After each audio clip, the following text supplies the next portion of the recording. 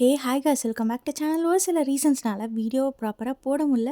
But ஆனால் இனிமேட் அப்படின்னு இருக்காது. இப்போ வாங்க நம்ம ட்ராமாக்குள்ளே போகலாம். ஸ்டார்டிங் சீன்லேயே ஸ்ட்ரேஞ்சர் ஒருத்தர் திருட்டனை பிடிக்க ஹெல்ப் பண்ணுறாங்க. இது எல்லாத்தையுமே நம்ம ஆஜின் தூரத்தில் நின்று பார்த்துட்டு இருக்காங்க. நம்மளோட அடுத்த டார்கெட்டே இவன் தான் அப்படின்னு சொல்லி நம்ம ஹீரோன் அவங்கள பற்றின நியூஸ் ஆர்டிகல்ஸ் எல்லாம் பார்க்குறாங்க. அவரோட பாஸ்டில் அவர் ஒரு பயங்கரமான பேஸ்பால் பிளேயராக இருந்திருப்பாரு. இப்போ அதெல்லாம் பார்த்துட்டு அடுத்த சீன்லேயே நம்ம ஹீரோன் அவர்கிட்ட தான் போய் பேசிகிட்டு இருக்காங்க. இது எல்லாத்தையுமே நம்ம ஹீரோ தூரத்தில் நின்று பார்க்குறாங்க.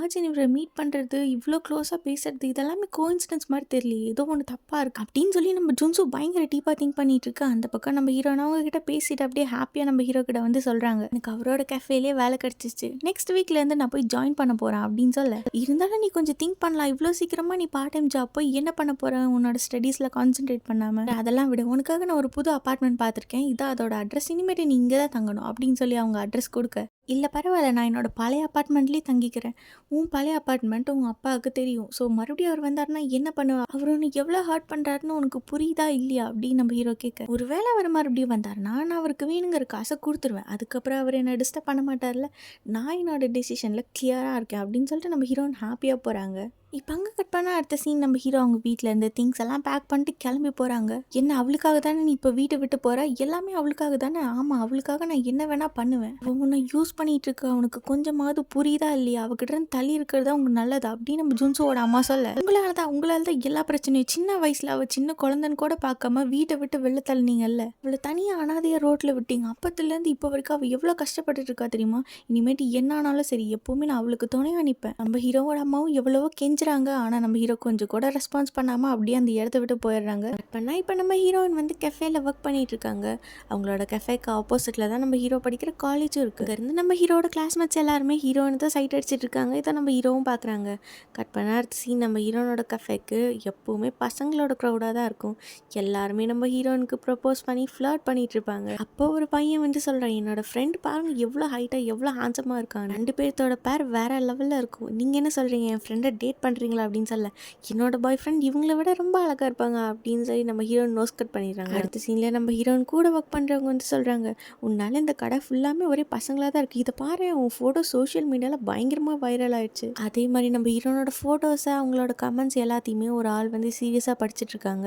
இப்போ அங்கே கட் பண்ண அடுத்த சீன் நம்ம ஹீரோயின் ஆல்ரெடி ஆக்டிங்க்கு கூப்பிட்டுருப்பாங்கல்ல ஒரு என்டர்டைன்மெண்ட் கம்பெனி, அவங்க கண்ணிலையும் நம்ம ஹீரோனோட ஃபோட்டோஸ் வந்து படுது. அந்த பொண்ணு தான் இவ ஸ்கூல் படிக்கிறப்ப நம்ம கூட வந்து ஆக்டிங்க்கு கூப்பிட்டோமே, இவ கூட முடியாது நம்மளை ரிஜெக்ட் பண்ணாலே, இப்போ இவளோட ஃபோட்டோ சோஷியல் மீடியாவில் பயங்கரமாக வைரலாக போயிட்டுருக்கு, இன்னும் எந்த கம்பெனிலையும் ஜாயின் பண்ணலன்னா இவ்வளோ நம்ம பக்கம் இழுத்துக்கணும் அப்படின்னு அவங்க பிளான் போட்டுருக்கு. கட் பண்ண அடுத்த சீன் நம்ம ஆஜின் வந்து கேட்குறாங்க, எதுக்காக மிஸ்டர் கிம் வந்து எப்போ பார்த்தாலும் ஏதோ ஒன்று பார்த்துட்டே இருக்காங்க, அவர் ஒரு எக்ஸ் பேஸ்பால் பிளேயர்னு உனக்கு தெரியும்ல, அவர் ரொம்ப நம்மனா அவரோட ஃப்ரெண்டுனாலே அவருக்கு ஆக்சிடென்ட் ஆகி திரும்ப அவரால் விளையாட முடியாமல் போச்சு அப்படின்னு சொல்லி அவங்களோட பாஸ் ஹிஸ்ட்ரியெல்லாம் சொல்லிட்டு இருக்காங்க. அங்கே கட் பண்ண அடுத்த சீன் நம்ம ஆஜின் வந்து ஹீரோ கிட்ட சொல்லிட்டு இருக்காங்க, மிஸ்டர் கிம் எவ்வளோ நல்லவர் தெரியுமா, அவரை பார்த்தாலே எனக்கு ஏதோ ஸ்பெஷலாக ஃபீல் ஆகுது, இந்த மாதிரி ஒரு பர்சன் என் லைஃப்பில் வருவாங்கன்னு நான் எக்ஸ்பெக்ட் கூட பண்ணதில்லை, மேபி அவரும் லைஃப்பில் வந்து கார்டியன் ஏஞ்சலாக கூட இருக்கலாம் அப்படின்னு நம்ம ஹீரோ சொல்ல. அப்படியா, அப்படின்னா அவரோட பர்பஸ் என்ன நான் தெரிஞ்சுக்கிட்டே ஆகணுமே அப்படின்னு சொல்லி நம்ம ஹீரோயின் பேசிகிட்டு இருக்க. அங்கே கட் பண்ண அடுத்த சீன் நம்ம கிம்முக்கு யாரோ ரேண்டமாக கால் பண்ணுறாங்க. கஃபேல ஒர்க் பண்ணுற அந்த பொண்ணு அவள் கிளம்பிட்டாலா இருக்காளா, அவளோட ஃபோன் நம்பர் இருந்தால் தர முடியுமா அப்படின்னு கேட்க. ஸ்ட்ரேஞ்சர்ஸ்க்கெல்லாம் எங்களால் பர்சனல் இன்ஃபர்மேஷன் கொடுக்க முடியாது அப்படின்னு சொல்லி நம்ம கிம் வந்து கால் கட் பண்ணிடுறாங்க. ஆனால் நம்ம ஆஜின் இன்னும் அந்த கஃபேல தான் ஒர்க் பண்ணிட்டுருக்காங்க. இதை பாருமா, உன்னோட லாஸ்ட் பஸ்ஸும் மிஸ் பண்ணிடுறாரு, தயவு செஞ்சு சீக்கிரமாக கிளம்ப, ஆல்ரெடி லேட் ஆச்சு அப்படின்னு நம்ம கிம் சொல்ல. ட்ரைவை க்ளோஸ் பண்ணிட்டோன்னு சொன்னாலும் கேட்காம அந்த சைக்கோ அவங்க பாட்டுக்கு உள்ளே வந்துடுறாங்க. அந்த ஆச்சின் அந்த பொண்ணு இங்கே தான் இருக்கா, எனக்கு அவளை இப்போயே பார்த்தாகணும் அப்படின்னு சொல்ல. இதை பாருங்கள் சார், ஆல்ரெடி நாங்கள் கெஃபே க்ளோஸ் பண்ணிட்டோம், நீங்கள் எதுவாக இருந்தாலும் நாளைக்கு காலைல வாங்க பேசிக்கலாம் அப்படின்னு சொல்லி கஷ்டப்பட்டு வெளியில் தள்ளி கதவை லாக் பண்ணிடுறாங்க. அங்கே கட் பண்ண அடுத்த சீன் நம்ம ஹீரோ அவங்க அப்பாவோட நினைவு நாள் போல், ஸோ அந்த ஈவெண்ட்டுக்காக தான் அவங்க தாத்தா கூட இருக்காங்க. இப்போ அடுத்த சீனில் நம்ம ஆச்சின் கெஃபேலேருந்து வெளில வராங்க. அந்த சைக்கோவும் நம்ம ஆச்சினை பின்னாடியே ஃபாலோ பண்ணிட்டு அவங்க அதே பஸ்ஸில் ஏறி நம்ம ஹீரோன் எங்கெல்லாம் போகிறாங்களோ அங்கெல்லாம் அவங்களும் ஃபாலோ பண்ணுறாங்க. ஈவெண்ட்டெல்லாம் முடிச்சுட்டு இப்போ நம்ம ஜுன்சு வந்து ஹீரோனை தான் மீட் பண்ண வந்துட்டு இருக்காங்க. அவங்களுக்கு கால் பண்ணுறாங்க, ஆனால் நம்ம ஹீரோன் கால் அட்டன் பண்ணி அவர் நடந்து போயிட்டுருக்கப்போ ஆஜினோட பேகு மொபைல்லாம் கீழே கிடக்கிறத பார்க்குறாரு. அதை எடுக்கலான்னு போகிறப்போ ஏதோ ஒரு சவுண்டு கேட்குது. என்னடான்னு பார்த்தா நம்ம ஆஜின் அந்த சைக்கோவை போட்டு பயங்கரமாக அடிச்சிட்டு இருக்காங்க. அடிச்ச அடியில் அந்த ஆள் மண்டை உடஞ்சி அப்படியே பிளட்டாக வர. இதை பார்த்துட்டு நம்ம ஹீரோ அப்படியே பயங்கரமாக ஷாக் ஆகி போக, நம்ம ஆஜினா அந்த ஆளோட கேப் எடுத்து வச்சு யோசிக்கிறாங்க, நீ வரதுக்கு இன்னும் கொஞ்ச நேரம் லேட் ஆயிருந்தா என்ன ஆயிருக்கும் தெரியுமா? மற்றவங்களை விட நான் உன்னை தானே ஃபர்ஸ்ட் பிளேஸில் அதிகமாக நம்பினேன்.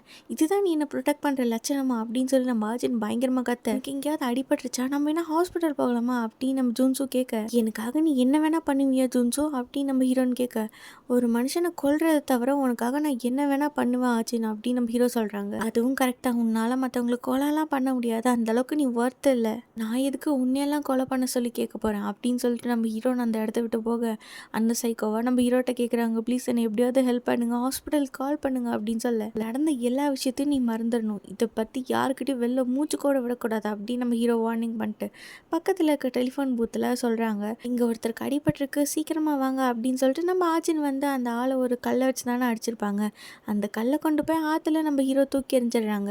அடுத்த சீன்லேயே நம்ம ஆச்சின் அவங்களோட அப்பார்ட்மெண்ட் வந்துடுறாங்க. காசு நீ தொட்டி கடியில் வைக்க மாட்டியா அப்படின்னு சொல்லி அவங்களுக்கு ஒரு மெசேஜ் வர, என்னன்னு பார்த்தா அவங்க அப்பா அவங்களுக்கு முன்னாடி வீட்டில் ரெடியாக நின்றுட்டு இருக்காங்க. அப்போ அவர் யார்ட்டையும் ஃபோனில் வந்து பேசிகிட்டு இருக்காரு, நான் வேணா அவளோட வீடியோஸ் எடுத்து தரேன், இல்லைனா ஏதாவது ஒரு ஐலாண்டில் கொண்டு போய் அவளை நல்ல விலைக்கு விற்றுருங்க, அட்லீஸ்ட் அவளோட ஆர்கன்ஸையாவது எடுத்து டொனேட் பண்ணி நல்ல காசு பார்க்கலாம், ஆஃப்டர் ஆல் அவள் என்னோட பொண்ணு தான், எப்படியாவது நான் அவளை விற்று காசு பார்த்தா எனக்கு அது போதும் அப்படின்ற ஒரு ஃபோன் பேசிகிட்டு இருக்க. இது எல்லாத்தையுமே கேட்டு கடுப்பான நம்ம ஆஜின் பின்னாடி ஸ்லோவாக வந்து அவரை தள்ளி விடலான்னு பார்க்க, கரெக்டாக அவர் திரும்பிடுறாரு. ஏன்னா ஆஜினோட கழுத்தை பிடிச்சி நெரிச்சு கொஞ்சம் கொஞ்சமாக அவங்க பில்டிங் மேலே இருந்து எஜ்ஜுக்கு தள்ளி விடுறாங்க. எவ்வளோ தைரியம் இருந்தால் உன் அப்பாவே நீ கொலை பண்ணலான்னு பார்ப்பேன், இப்போ நான் உன்னை இங்கேருந்து கீழே தள்ளி விட்டா என்னை யாரும் கேட்க மாட்டாங்க, உனக்கு ஒரு எலும்பு கூட மிஞ்சாது அப்படின்னு சொல்லி நம்ம ஹீரோனை பயங்கரமாக மிரட்ட, நம்ம ஹீரோனை அந்த எஜ்ஜிலேருந்து கீழே தள்ளி விட்டுடுறாங்க. அதில் அவங்க கழுத்தில் அடிபட்டு பிளட் வர, இனிமேட்டாவது உன் அப்பாட்ட பார்த்து ஒழுங்காக நடந்துக்க, அடுத்த வாட்டி நான் வரப்போ எனக்கு இன்னும் அமௌண்ட்டு டபுளாக வேணும் அப்படின்னு சொல்லிட்டு அவர் அந்த இடத்த விட்டு போக, அப்போ தான் நம்ம ஜூன்சு அங்கே வராரு. அப்போ அவர் நம்ம ஜூன்சு கிட்ட சொல்கிறாரு, இந்த பாருப்பா ஒழுங்காக என் பொண்ணை விட்டு தள்ளியேறு, உன் நல்லதுக்காக சொல்கிறேன், இல்லைன்னா உன் வாழ்க்கையை அழிச்சிருவா அப்படின்னு சொல்லிட்டு அவர் அந்த இடத்த விட்டு போக, உடனே நம்ம ஹீரோ வந்து ஆஜின் பக்கத்தில் ஓடி போய் பார்க்குறாங்க. அவங்க கழுத்தில் அடிபட்டிருக்கு, என்ன மறுபடியும் அந்த ஆள் உன்னை போட்டு அடிச்சிட்டானா அப்படின்னு நம்ம ஜூன்சு கேட்க, அப்போ நம்ம ஆஜின் வந்து சொல்கிறாங்க, ஜுன்சு உன்னாலே நான் அடிக்க முடியுமா, அது எப்படி இருக்குன்னா ஒரு ஸ்டாக்கர் வந்து என்னை ஹர்ட் பண்ண மாதிரி இருக்கணும், என்ன ஒரு 2-3 டைம்ஸ் நல்லா அடி அப்படின்னு சொல்ல, இல்லை இதனால் கண்டிப்பாக முடியாது, ப்ளீஸ் எனக்காக என்னை ஹர்ட் பண்ண அப்படின்னு நம்ம ஹீரோன்னு கேட்க, என்னால் இதை கண்டிப்பாக பண்ணவே முடியாது அப்படின்னு நம்ம ஹீரோ சொல்ல, இதுக்கு முன்னாடி நான் வந்து அடி வாங்கினதே இல்லையா, நீ எப்படி பேசுகிற, அதுதான் நானும் சொல்கிறேன், ஆல்ரெடி நீ ரொம்ப கஷ்டப்பட்டிருக்க உன் லைஃப்பில், இதுக்கு மேலேயே என்னால் உன்னை ஹர்ட் பண்ண முடியாது, எப்போவுமே உன்னை மற்றவங்கள ட்ரீட் பண்ணுற மாதிரி பண்ணதே இல்லை, நீ எப்போவுமே எனக்கு ரொம்ப ஸ்பெஷலான ஆள் அப்படின்னு நம்ம ஆஜின் சொல்ல, சில டைம் நீ பேசுகிறது நடந்துக்கிறதெல்லாம் பார்த்தா எனக்கே கொஞ்சம் பயமாக தான் இருக்குது, மேபி உனக்கு சின்ன வயசுலேருந்து யாருமே அன்பு பாசம்லாம் கொடுத்து வளர்க்காததுனால நீ இப்படி இருக்கன்னு நினைக்கிறேன், ஆனால் என்ன ஆனாலும் சரி எப்போவுமே உன் கூட லைஃப்பில் நான் இருப்பேன் அப்படின்னு நம்ம ஜூன்சு சொல்ல, இப்போ நெக்ஸ்ட் டே நம்ம ஆஜினும் கஃபேக்கு வந்துடுறாங்க. அவங்களுக்கு அடிபட்டதுனால பேண்டேஜ் ஒட்டியிருக்க, அதை பார்த்துட்டு கிம் வந்து கேட்குறாரு, ஆமாம் என்னாச்சு உனக்கு, ஏன் அடிபட்டிருக்கு, அது நான் தெரியாமல் கீழே விழுந்துட்டேன் அதனால தான் அப்படின்னு சொல்லி நம்ம ஹீரோயின் சிரித்து மழுப்புறாங்க.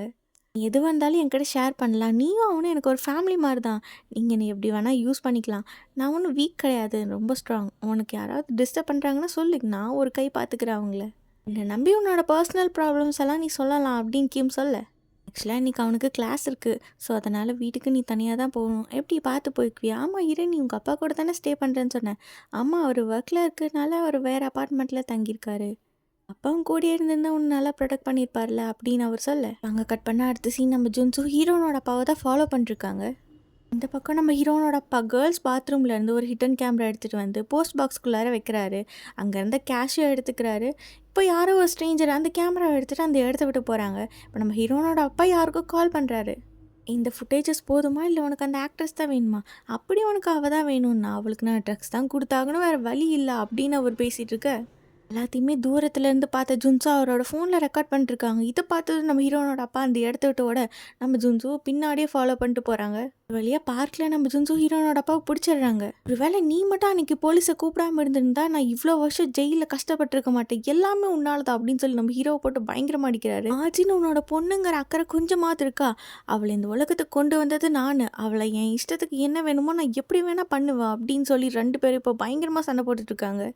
இதில் கடுப்பான நம்ம ஹீரோனோட அப்பா கழுத்தை பிடிச்சி நெரிக்க அவர் அன்கான்ஷியஸ் போயிடுறாரு. உடனே நம்ம ஜூன்சு பக்கத்தில் இருக்க கல் எடுத்து அவரை கொலை பண்ணலாம் அப்படின்னு ட்ரை பண்ணுறாரு. அப்படியே ஓங்கி அடிக்கலான்னு வர, ஆனால் அவருக்கு மனசாட்சி ஒத்துக்கல, அப்படியே ஸ்டாப் பண்ணிடுறாங்க. கரெக்டாக இந்த இடத்துக்கு போலீஸ் வந்துடுறாங்க.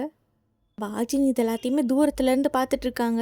போலீஸ் அவங்க 2 பேரையும் அரெஸ்ட் பண்ணி இப்போ ஸ்டேஷன் கூட்டு வந்துடுறாங்க. அப்போ நம்ம ஜுன்சு போலீஸ் கிட்ட சொல்கிறாங்க, இவன் கேர்ள்ஸ் பாத்ரூம்லேருந்து கேமரா எடுத்துகிட்டு வரதை பார்த்தா இவன் அதை வச்சு என்னமோ பண்ண போகிறான், இவனை அரெஸ்ட் பண்ணுங்க அப்படின்னு சொல்ல. உங்ககிட்ட ஏதாவது எவிடன்ஸ் இருக்கா தம்பி? எதுவுமே இல்லாமல் நீ இப்படியெல்லாம் வந்து ஒருத்தர் மேலே பழி போட முடியாது, அப்புறம் அது உனக்கு அகேன்ஸ்டாகவே மாறிடும். என்னோடய ஃபோன் இங்கே, என் ஃபோனில் நான் எல்லாத்தையும் ரெக்கார்ட் பண்ணி வச்சுருக்கேன், அது கொடுங்க அப்படின்னு சொல்ல அந்த ஆஃபீஸரும் ஃபோனை கொடுக்குறாங்க. அப்போ நம்ம ஹீரோ யோசிச்சுட்டே பார்க்குறாரு. நம்ம ஹீரோன்னு அவங்களே உத்து பார்த்துட்டு இருக்க என்னன்னு பார்த்தா போலீஸ் அவங்கள பிடிச்சிட்டு வரப்போ நம்ம ஹீரோட ஃபோன் கீழே விழுந்து மிஸ் ஆகிருக்கும்.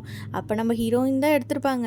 அந்த வீடியோ ரெக்கார்ட்ஸ் எல்லாத்தையுமே நம்ம ஆர்ஜுன் வந்து டெலிட் பண்ணியிருப்பாங்க. இப்போ நம்ம ஹீரோ ஃபோனில் எவ்வளோ தேடி பார்க்குறாங்க, எதுவுமே இல்லை.